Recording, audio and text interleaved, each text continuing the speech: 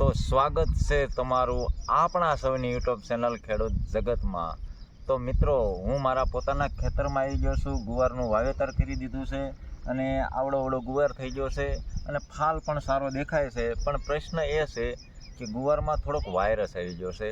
તો આ વાયરસ માટે મેં ઘણા બધા ખેડૂત મિત્રોની મુલાકાત કરી, તો એ લોકોએ મને એવું જણાવ્યું કે ખેતરમાં જે છોડમાં વાયરસ હોય એ વાયરસવાળો છોડ છે એ ખેતરમાંથી દૂર કરવો, ત્યાર પછી સફેદ માખીનું નિયંત્રણ કરવું કે જેની જે દવા હોય એ દવાનો છંટકાવ કરવો જેથી સફેદ માખીનું નિયંત્રણ થાય, ત્યાર પછી નિંદામણ હોય એ દૂર કરવું અને યોગ્ય પ્રકારનું જે ગુવારને માફક આવે એવું ખાતરનો છંટકાવ કરવો।